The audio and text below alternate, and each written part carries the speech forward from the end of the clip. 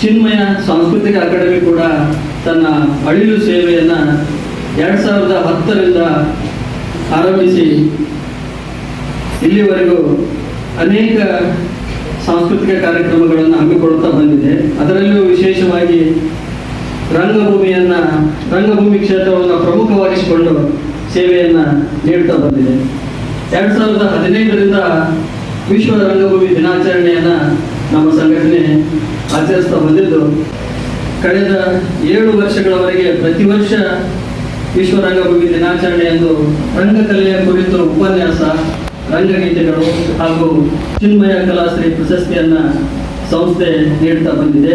ಈ ಸಾರಿ 8ನೇ ವರ್ಷದ ಪ್ರಶಸ್ತಿಯನ್ನು ನಮ್ಮ ಗದಗಿನ ಹೆಮ್ಮೆಯ ಹಿರಿಯ ರಂಗಕರ್ಮಿಗಳು ಬೆಂಗಳೂರಿನಲ್ಲಿ ರವೀಂದ್ರ ಕಲಾಕ್ಷೇತ್ರದ ವಲಯದಲ್ಲಿ ಸಾಕಷ್ಟು ನಾಟಕಗಳಿಗೆ ಸಾಹಿತ್ಯವನ್ನು ರಚನೆ ಮಾಡಿಕೊಟ್ಟು ಹಾಗೆ ನಾಟಕಗಳನ್ನು ನಿರ್ದೇಶಿಸಿ ನಟರಾಗಿ ಕೂಡ ಅವರು ಕಲಾ ಸೇವೆಯನ್ನು ಮಾಡಿ 2005ರಿಂದ ಗದಗಿನ ಕರಿಯಾಬಕಲ್ಲು ಬಡಾವಣೆಯ ಶ್ರೀ ರಾಘವೇಂದ್ರ ಸ್ವಾಮಿಗಳ ಮಠದಲ್ಲಿ ಪ್ರತಿ ವರ್ಷ ಆರಾಧನೆಯ ದಿವಸ ಒಂದು ಒಳ್ಳೆಯ ಪೌರಾಣಿಕ ಹಿನ್ನೆಲೆಯುಳ್ಳ ನಾಟಕಗಳನ್ನು ಇಲ್ಲಿನ ಆಸಕ್ತ ರಂಗ ಕಲಾವಿದರನ್ನೆಲ್ಲ ಸೇರಿಸಿಕೊಂಡು, ಜೊತೆಗೆ ಆಸಕ್ತ ಚಿಕ್ಕ ಮಕ್ಕಳನ್ನ ಸೇರಿಸಿಕೊಂಡು ಅವರಲ್ಲಿ ರಂಗಾಸಕ್ತಿ ಮೂಡಿಸುವ ಮೂಲಕ ರಂಗ ಸೇವೆಯನ್ನು ಮಾಡುತ್ತಾ ತಮ್ಮದೇ ಆದ ಒಂದು ಸೇವೆಯನ್ನ ಈ ರಂಗಕ್ಷೇತ್ರಕ್ಕೆ ಶ್ರೀ ಪಂಡಿತರಾಚಾರ್ಯ ದ್ಯಾಮಿನಾಡಿ ಅವರು ನೀಡುತ್ತಾ ಬಂದಿದ್ದಾರೆ. ಪ್ರಸಕ್ತ ವರ್ಷದ ಚಿನ್ಮಯ ಕಲಾಶ್ರೀ ಪ್ರಶಸ್ತಿಯನ್ನ ಅವರಿಗೆ ಪ್ರದಾನ ಮಾಡೋದಕ್ಕೆ ನಮ್ಮ ಸಂಸ್ಥೆಗೆ ಬಹಳ ಹೆಮ್ಮೆ ಅನ್ನಿಸ್ತಾ ಇದೆ. ಈ ಒಂದು ಪ್ರಶಸ್ತಿಯನ್ನ ಪ್ರದಾನ ಮಾಡೋದಕ್ಕೆ ಡಾಕ್ಟರ್ ಜಿ ಬಿ ಪಾಟೀಲ್ ಅವರು ಈ ಪ್ರಶಸ್ತಿ ಪ್ರದಾನ ಸಮಾರಂಭಕ್ಕೆ ಪ್ರಶಸ್ತಿ ಪ್ರದಾನ ಮಾಡಲು ಆಗಮಿಸಿದ್ದು ನಮಗೆ ಬಹಳ ಅತ್ಯಂತ ಹೆಮ್ಮೆಯ ವಿಷಯ. ಹಾಗೆ ನಮ್ಮ ಕಾರ್ಯಕ್ರಮಕ್ಕೆ ಮುಖ್ಯ ಅತಿಥಿಗಳಾಗಿ ಹಿರಿಯ ಸಾಹಿತಿಗಳಾದ ಡಿ ವಿ ಬಡಿಗೆ ಸರ್ ಬಂದಿದ್ದಾರೆ. ಅವರ ಕಾರ್ಯಕ್ರಮಕ್ಕೆ ಬಂದದ್ದು ಕೂಡ ನಮಗೆ ಬಹಳ ಸಂತೋಷ. MS ಕುಲಕರ್ಣಿ ಅವರು ಇವತ್ತು ನಮ್ಮ ಅಕಾಡೆಮಿಯ ಗೌರವಾಧ್ಯಕ್ಷರು ಹಾಗೂ ನಮ್ಮ ಕಾರ್ಯಕ್ರಮದ ಅಧ್ಯಕ್ಷತೆಯನ್ನು ವಹಿಸಿದ್ದಾರೆ. ಅವರು ರಂಗಾಯಣದ ಮೊದಲ ಶಿಬಿರಾರ್ಥಿ ಅಂತ ಹೇಳ್ಕೊಳ್ಳೋದಕ್ಕೆ ಬಹಳ ಹೆಮ್ಮೆ ಅನಿಸುತ್ತೆ. ಅವರು ಕೂಡ ನಮ್ಮ ಕಾರ್ಯಕ್ರಮದ ಅಧ್ಯಕ್ಷತೆಯನ್ನು ವಹಿಸಿದ್ದು ನಮಗೆಲ್ಲ ಬಹಳ ಸಂತೋಷ ತಂದಿದೆ. ಹಾಗೆಯೇ ಗದಗ ಜಿಲ್ಲೆಯ ಕೀರ್ತಿಯನ್ನ ದೇಶ ವಿದೇಶಗಳಲ್ಲಿ ಕೂಡ ಜಾನಪದ ಕ್ಷೇತ್ರದ ಮೂಲಕ ಪರಿಚಯಿಸಿದವರು ನಮ್ಮ ಅಚ್ಚುಮೆಚ್ಚಿನ ಜಾನಪದ ಕಲಾವಿದರಾದಂಥ ಹಿರಿಯ ಕಲಾವಿದರಾದಂಥ ಸಂಕಣ್ಣವರು. ಅವರು ಇವತ್ತು ಕರ್ನಾಟಕ ಸರ್ಕಾರ ಅವರನ್ನು ಜಾನಪದ ಅಕಾಡೆಮಿಗೆ ಸದಸ್ಯರನ್ನಾಗಿ ನೇಮಿಸಿದೆ. ಅವರು ಕೂಡ ಈ ಕಾರ್ಯಕ್ರಮದಲ್ಲಿ ಒಂದು ಸಣ್ಣ ಸನ್ಮಾನವನ್ನು ಸ್ವೀಕರಿಸಲು ಆಗಮಿಸಿದ್ದಾರೆ. ಅದು ಕೂಡ ನಮಗೆ ಬಹಳ ಹೆಮ್ಮೆಯ ವಿಷಯ.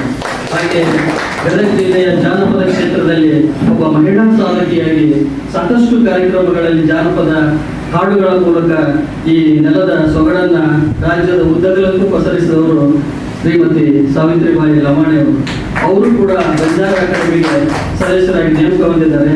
ಅದು ಕೂಡ ನಮಗೆ ಅವರನ್ನೇ ಈ ಕಾರ್ಯಕ್ರಮದಲ್ಲಿ ಸನ್ಮಾನಿಸುವುದಕ್ಕೆ ನಮಗೆ ಬಹಳ ಹೆಮ್ಮೆ ಅನಿಸುತ್ತೆ. ಒಟ್ಟಾರೆ ಇವತ್ತಿನ ಗದಗಿನ ವಿಶ್ವ ರಂಗಭೂಮಿ ದಿನಾಚರಣೆ ಕಾರ್ಯಕ್ರಮದಲ್ಲಿ ನಾವು ನೀವೆಲ್ಲ ಸೇರಿದ್ದು ಬಹಳ ಹೆಮ್ಮೆ ಮತ್ತು ಸಂತೋಷದ ವಿಷಯ. ಮತ್ತೊಮ್ಮೆ ತಮ್ಮೆಲ್ಲರನ್ನು ಕಾರ್ಯಕ್ರಮಕ್ಕೆ ಹೃದಯಪೂರ್ವಕವಾಗಿ ಸ್ವಾಗತಿಸಿ ನನ್ನ ಸ್ವಾಗತಕ್ಕೆ ವಿರಾಮ ನೀಡ್ತಾ ಇದ್ದೀನಿ. ಜೋರಾದ ಚಪ್ಪಾಳೆ ಮೂಲಕ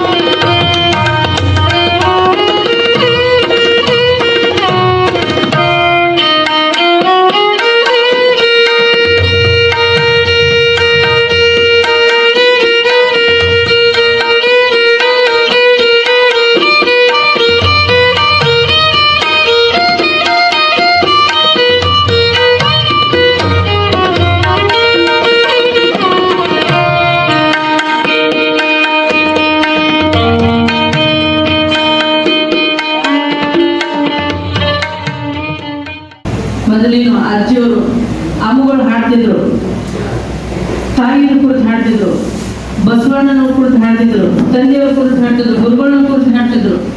ಆದ್ರೆ ಈಗಿನ ಜಮಾದಾಗ, ಈಗಿನ ಕಾಲಮಾನದಲ್ಲಿ ಯಾರ ಸಮ್ಮತಿ ಇಲ್ಲದ ಹಾಗೆ ಆಗಿದೆ.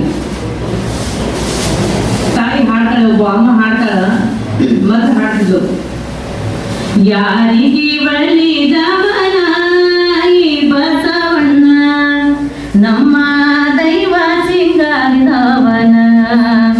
ಯಾರಿಗೆ ಒಲಿದವನ ಈ ಬಸವಣ್ಣ, ನಮ್ಮ ದೈವ ಸಿಂಗಾರಿದವನೇ.